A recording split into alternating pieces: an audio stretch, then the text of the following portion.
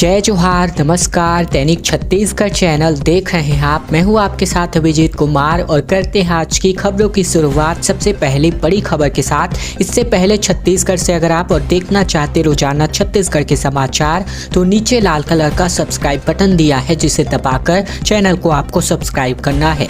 पहली बड़ी खबर, छत्तीसगढ़ में प्रधानमंत्री आवास योजना को लेकर बहुत बड़ी खुशखबरी। 27,000 परिवारों को मकान का अब आवास मिलने वाला है। 845 करोड़ रुपए इसके माध्यम से खर्च होंगे। प्रधानमंत्री आवास योजना सबके लिए आवास मिशन के तहत राज्य शहरी विकास अभिकरण ने प्रदेश के नगरीय निकायों में 27,228 आवासों की मंजूरी दे दी है। SLSMC और साथ ही साथ CSMC की बैठक में ये तय हुआ है कि 408 करोड़ 42 लाख केंद्रांश, साथ ही 272 करोड़ 28 लाख राज्यांश और साथ ही 168 करोड़ 5 लाख हितग्राही अंशदान देंगे।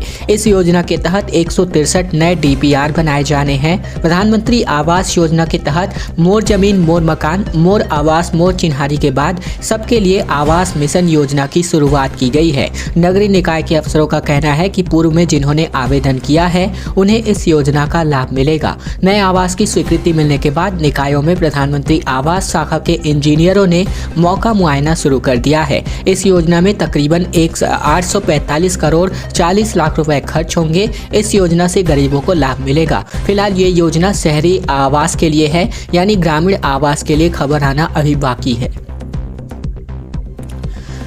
छत्तीसगढ़ में अब स्वामी आत्मानंद उत्कृष्ट ITI योजना शुरू की जा रही है। मुख्यमंत्री वृक्ष संपदा के नाम से एक नई स्कीम भी आ चुकी है। सरकार के 4 साल होने पर घोषणा करी गई है। मुख्यमंत्री भूपेश बघेल ने बीते दिन छत्तीसगढ़ गौरव दिवस के मौके पर आयोजित कार्यक्रम को संबोधित किया और इस मौके पर 3 महत्वपूर्ण घोषणाएं की। मुख्यमंत्री बघेल ने मुख्यमंत्री वृक्ष संपदा की घोषणा करते हुए इस योजना के लिए 100 करोड़ रुपए की राशि स्वीकृत की। वहीं सभी स्कूलों, छात्रावासों, आश्रमों, के भवनों के रखरखाव और उनके उन्नयन के लिए 1000 करोड़ रुपए देने की घोषणा भी की है। सीएम ने तकनीकी शिक्षा के स्तर में सुधार के लिए, औद्योगिक प्रशिक्षण संस्थाओं के उन्नयन के लिए स्वामी आत्मानंद उत्कृष्ट ITI योजना की घोषणा करते हुए इस योजना के लिए 1200 करोड़ रुपए देने की घोषणा की। मुख्यमंत्री ने अपने निवास कार्यालय में छत्तीसगढ़ गौरव दिवस के अवसर पर आयोजित वर्चुअल कार्यक्रम को संबोधित किया और इस मौके पर भूपेश बघेल ने छत्तीसगढ़ गौरव दिवस पर 33 करोड़ रुपए के 14 विकास कार्यों का भूमि पूजन और लोकार्पण भी किया।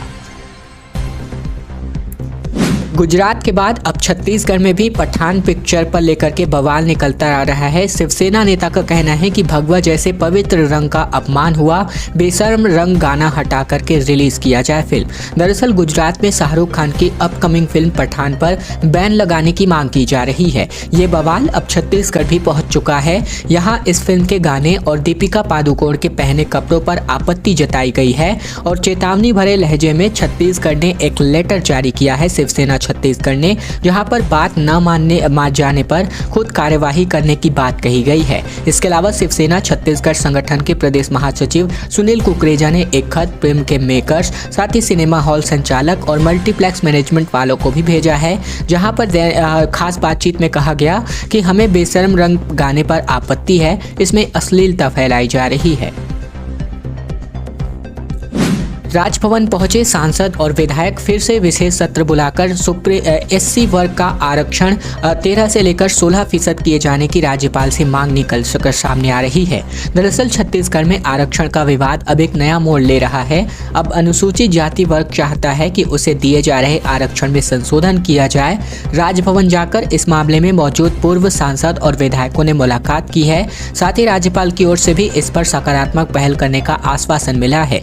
देर शाम अनुसूचित जाति समुदाय का 30 सदस्यों का डेलीगेशन राज्यपाल अनुसुईया उइके से मिलने पहुंचा। इसमें 2 मौजूदा विधायक, 1 सांसद, 12 पूर्व विधायक और 2 पूर्व सांसद भी शामिल हैं। भारतीय जनता पार्टी के अनुसूचित जाति के मोर्चा के पदाधिकारी, सतनामी समाज के गुरु, महार समाज, गाड़ा समाज, इसके अलावा खटिक समाज, मोची, सारथी, सूर्यवंशी समाज के लोग भी इस शामिल हुए।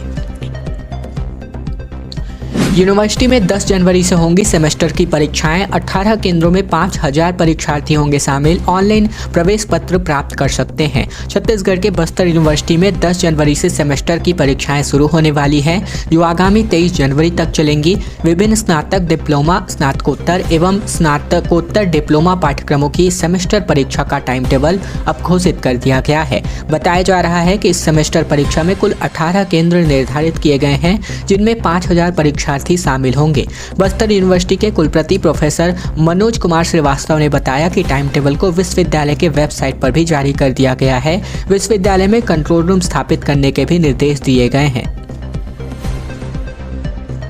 अंतर्राष्ट्रीय वनडे क्रिकेट स्टेडियम में अब अंतर्राष्ट्रीय वनडे क्रिकेट की तैयारियां स्टेडियम में शुरू करी जा चुकी हैं। राजधानी रायपुर में पहला मुकाबला अब जल्द ही होने वाला है। छत्तीसगढ़ की राजधानी रायपुर में 21 जनवरी 2023 को प्रस्तावित भारत और न्यूजीलैंड के बीच अंतर्राष्ट्रीय वनडे मैच की प्रशासकीय तैयारियों के संबंध में मुख्य सचिव अमिताभ जैन ने मंत्रालय महानदी भवन में विभिन्न विभागों के अधिकारियों की बैठक ली। प्रस्तावित मैच का आयोजन BCCI एवं छत्तीसगढ़ राज्य क्रिकेट संघ के तत्वाधान में आयोजित किया जाना है। मैच नवा रायपुर के शहीद वीर नारायण सिंह अंतर्राष्ट्रीय क्रिकेट स्टेडियम में आयोजित होगा। बैठक में स्टेडियम में अधोसंरचनात्मक व्यवस्थाओं, संपूर्ण सुरक्षा व्यवस्था, यातायात, पार्किंग, रूट चार्ट, दिशा सूचक संकेत, साथ ही स्टेडियम में साफ सफाई, पेयजल, मोबाइल नेटवर्क और स्टेडियम तक पहुंच मार्गों पर एम्बुलेंस एवं चिकित्सक दल व्यवस्था के संबंध में भी विस्तार से चर्चा की गई।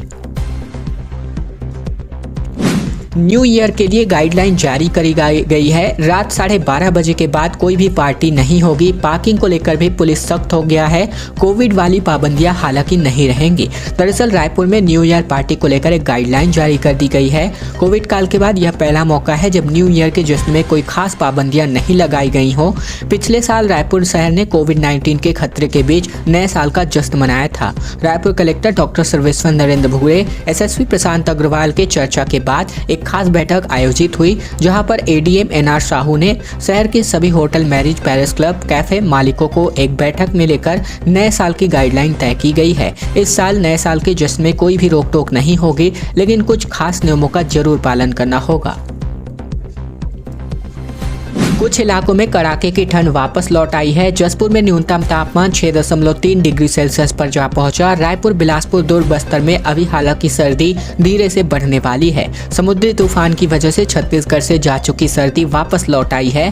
इस बार पूरे तेवर के साथ वापस लौटी है। सरगुजा संभाग के जिले में कड़ाके की ठंड ने दस्तक दे दी है। वहीं जसपुर में न्यूनतम तापमान 6.3 डिग्री सेल्सियस रिकॉर्ड किया गया। यह प्रदेश का सबसे ठंडी जगह बन गया है। लेकिन रायपुर, दुर्ग, बिलासपुर और बस्तर संभाग के जिलों में अभी सर्दी का असर होता नहीं दिख रहा है। मौसम विज्ञान विभाग के मुताबिक जसपुर में न्यूनतम तापमान 6 डिग्री रहा और पिछले 4 दिनों में इस स्थान के न्यूनतम तापमान में 8.7 डिग्री सेल्सियस की गिरावट हुई है। 14 दिसंबर को यहाँ न्यूनतम तापमान 15 डिग्री सेल्सियस का था। इसके अलावा बात करें तो बिलासपुर संभाग में सबसे ठंडी जगह कोरबा रही, जहाँ न्यूनतम तापमान 10 डिग्री रिकॉर्ड हुआ। छत्तीसगढ़िया गौरव दिवस के आयोजन पर मुख्यमंत्री ने वर्चुअली कार्यक्रम में 33 करोड़ 96 लाख रुपए के लागत के 14 कार्यों का लोकार्पण किया। दरअसल मुख्यमंत्री भूपेश बघेल ने छत्तीसगढ़िया गौरव दिवस के अवसर पर मुख्यमंत्री निवास में आयोजित वर्चुअल कार्यक्रम के माध्यम से 14 कार्यों का भूमि पूजन और लोकार्पण किया। इसमें से 30 करोड़ 13 लाख रुपए की लागत के 12 कार्यों का भूमि पूजन और 3 करोड़ 83 लाख रुपए की लागत के 2 कार्यों का लोकार्पण शामिल है। इस कार्यक्रम में विभिन्न यहाँ पर कैबिनेट मंत्री भी मौजूद रहे। इस कार्यक्रम में मुख्यमंत्री ने जिन कार्यों का भूमि पूजन किया उसमें नवा रायपुर में 4 करोड़ 86 लाख रुपए की लागत से बनने वाले संत शिरोमणि गुरु घासीदास बाबा स्मारक संग्रहालय, दुर्ग जिले के ग्राम परिषद के लिए भी यहाँ पर विकास कार्यों का भूमि पूजन हुआ। साथ ही साथ बात करें तो विभिन्न जिलों के अलग अलग कार्यों और विकास कार्यों के लिए लागत और लोकार्पण और भूमि पूजन हुआ। गंदे पानी की सप्लाई की वजह से 17 लोग बीमार हैं, 5 की हालात गंभीर है। भिलाई में एक बार फिर से जानलेवा डायरिया फैला है। मोहल्ले वासी बोले, पार्षद कहती है सबका काम निगम करेगा। भिलाई शहर में एक बार फिर से डायरिया का प्रकोप बढ़ रहा है।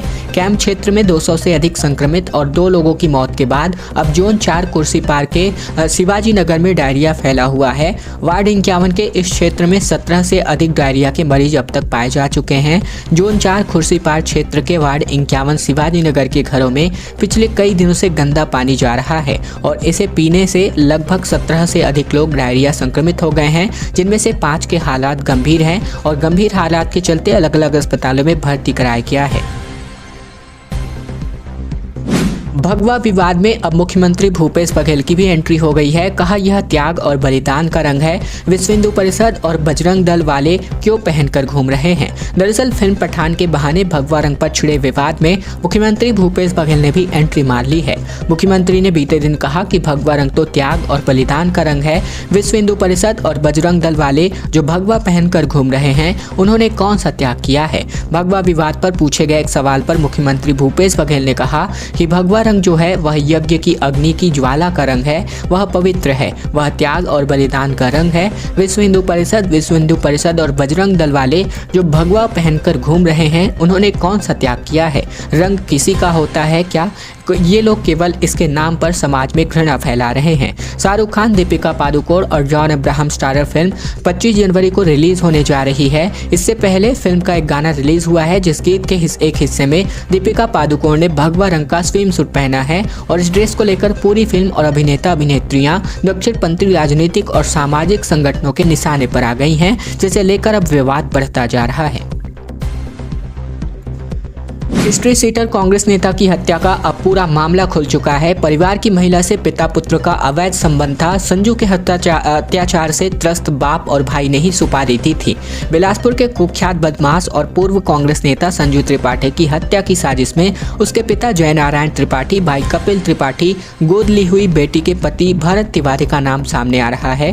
पुलिस के मुताबिक यह हत्या संजू की मनमानी और अत्याचार से तंग आकर परिवार वालों ने ही कराई है। फिलहाल इस हत्याकांड की मुख्य आरोपी कपिल त्रिपाठी पुलिस की पकड़ से दूर है, लेकिन साजिश में शामिल कुछ लोगों को पुलिस ने गिरफ्तार कर लिया है। फिलहाल बीते दिन जो है इस चर्चित हत्याकांड को लेकर पुलिस का आधिकारिक खुलासा होना अभी बाकी है। खैर दोस्तों, आज की खबरों का सिलसिला बस यहीं तक का था। अगर आपको यह वीडियो पसंद आए तो वीडियो को लाइक कर दीजिए। चैनल पर नए हैं तो चैनल को सब्सक्राइब करना मत भूले, ताकि प्रतिदिन की महत्वपूर्ण खबरें छत्तीसगढ़ समाचार बिना किसी रुकावट रोजाना हम आप तक पहुंचा सकें।